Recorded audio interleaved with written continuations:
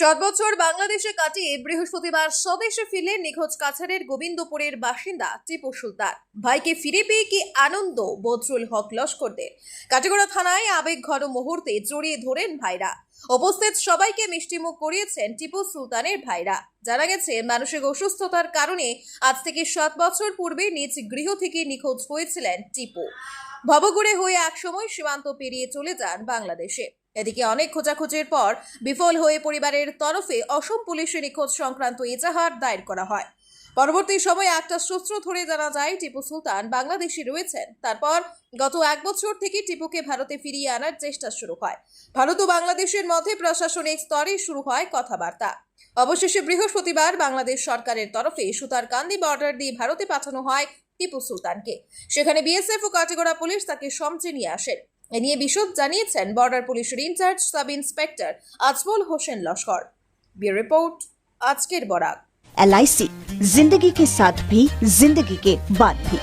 আজই আপনার পলিসি করতে যোগাযোগ করুন লাইফ ইন্স্যুরেন্স অ্যাডভাইজার সৌমিত্র পালের সাথে। যোগাযোগ নম্বর 9864012438। মই কাটিগড়ার border in-charge sub inspector Ajmal Hossain Laskar. যে মানুষজন 1 বছৰৰ পৰা করসপন্ডেন্স চলি আছে, তার পিছত কনফার্ম হওয়ার পিছত আজি আমি বাংলাদেশ ICP সুতারকান্দিৰ পৰা তাক মই টেক ওভাৰ কৰি লৈ আহিছোঁ। এইটোত এটা জিনিস পরিষ্কার ক্লিয়ার হল যে আমার ভারতবর্ষ আর বাংলাদেশের যেটো সম্পর্ক সেইটো এটা ভাল, সেইটো যেটা সম্পর্ক সেইটো হেৰি হল ভাল বস্তু। তো মেইন কথাটো হল এইটো এটা মেণ্টেল মানুহ, তাৰ মানে মাথাত অকণ বিকৃতি হৈ আছিল।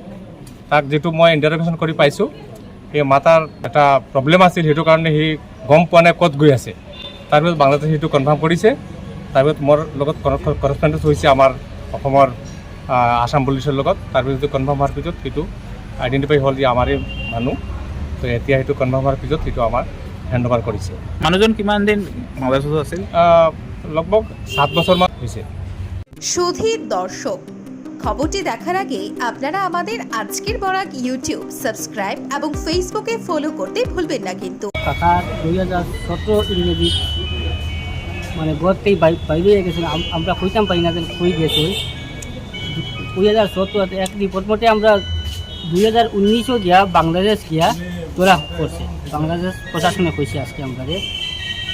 এরপরে যাই হোক আমরা মিসিং কেসও করা হয়েছে থানার।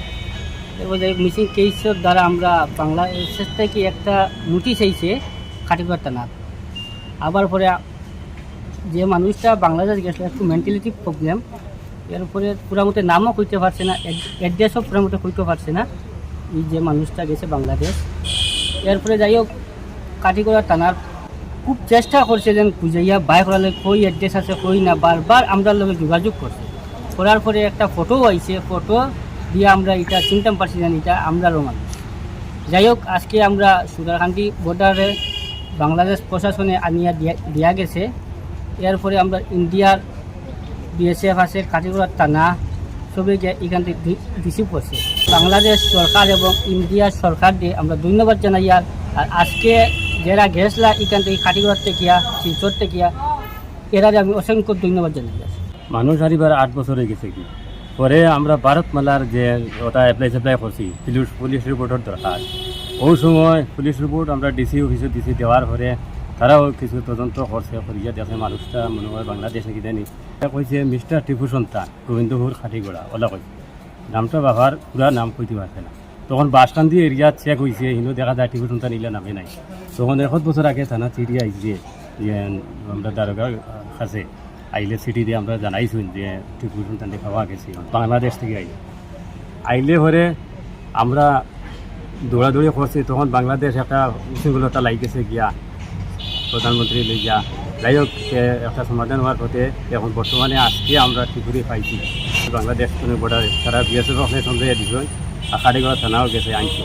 বাংলাদেশ সরকারকেও ধন্যবাদ, আর আমরা আসাম সরকারকেও ধন্যবাদ যে আমরা পাইছি টিপু সুলতানকে। বড় খুশি হয়েছি আমি, টিপু সুলতান আমরা পাই। আমার নাম বদরুল হক লস্কর।